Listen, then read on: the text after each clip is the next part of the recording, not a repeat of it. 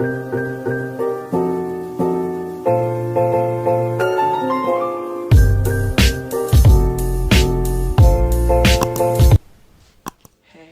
y'all, this is Nikita the Braid Fairy, and I am back with another video. This time it is of me doing a small knotless touch up. Sorry, lost my train of thought. But yeah, this is a small knotless touch up on a client. This is her 6-week touch up, I believe. Maybe it's 7. I think it was at 7 because we talked about it. Yes, I did the edges, and I usually always go back and I refresh the older braids with my moisture mist and the oil. Right here you see me checking her area of concern just to make sure that it is growing in the way that we want it to grow. And so I'm just going to let this video play, and I'm just going to talk about something that has been on my heart. So in the time that I've been procrastinating with putting this video out, editing and doing the voiceover and everything, I've been thinking about what it is that I really want to talk about. And I chose to talk about my beef, quote unquote, that I have with people on TikTok.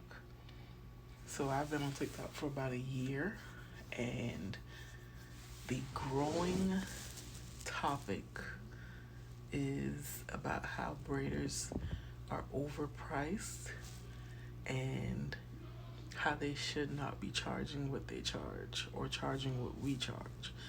And the biggest thing, well, if it doesn't apply to you, you should let it fly.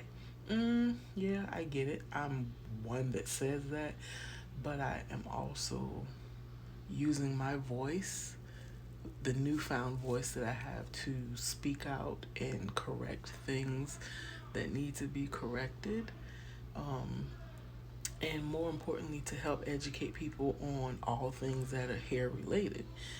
Number one, I don't think it's fair to say that something is overpriced just because you can't afford it. Somebody actually called me a classist the other day because she felt as if I was making fun of her not being able to afford a higher priced braider, stylist, whatever. That's not the case, because if you know me personally, you know where I come from. You know how I've basically not even grab myself by the bootstraps, but I've basically built myself up to this place where I can appreciate the better things in life. I'm not even gonna say the finer things because I am not balling, but I know what it means to not be able to afford something, and either I don't have it or I do what I have to do to get it. So all of that basically to say that I don't think that it's fair that you complain about somebody's prices when there is a stylist, there's a makeup artist, there's a barber, there's somebody for you. It's not fair for you to clump everybody into one basket basically and say, oh, all of y'all are overpriced. No. So it's not fair for you to say everybody is overpriced. It's just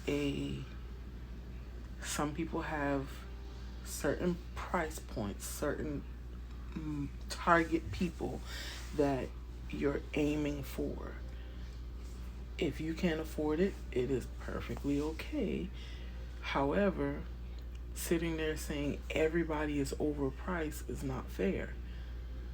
Everything in the world is now expensive. I live in Charleston, South Carolina. It is expensive as crap to live here, just in general. So I have to do what I have to do to make sure that I am, one, not trying to take my clients for their money, because, you know, the ones that sit with me, they know for a fact that I won't do that.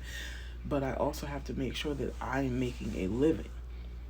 If I know that it's something that I can't afford, I've always been the person to say, okay, well, if I can't afford it, I just won't have it. I don't go around complaining about it. However, if it is something that I really, really want, I will save my money or work an extra job or do whatever it is that I want to do to make sure that I can afford it.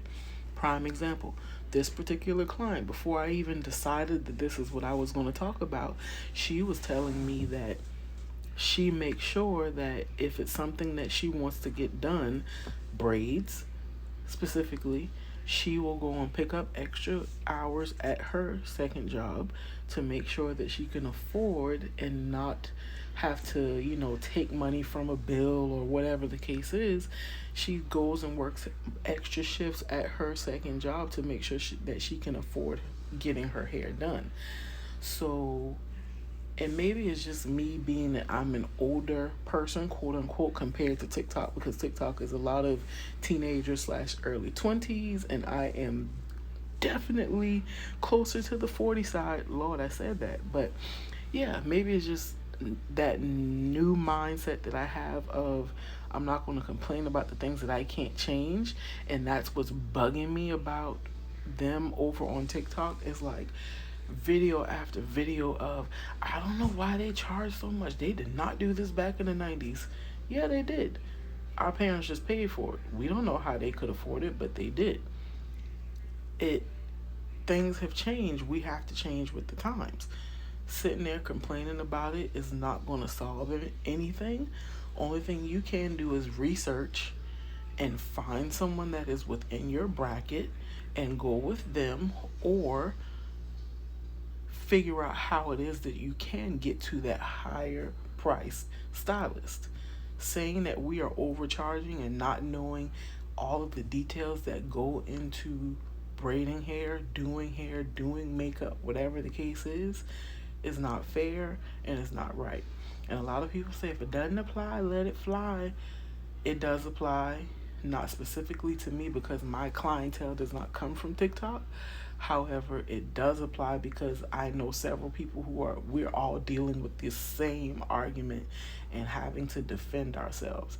So instead of letting it fly, I personally, I don't know about anybody else, but in the select free time that I do decide to give to this argument, I am going to speak up and say, that's not right. It is what it is. This is how we do it, because not going into specific details, but this is how it is. Either you figure out how to afford it, or you just leave well enough alone and understand that that's the way that it is. So more than likely, when I do record another video, which hopefully will be soon, I'm going to continue this conversation because I have become really big on education and making sure that everybody understands why we do what we do. So here is my touch up. Those are my thoughts, and I hope this video served its purpose.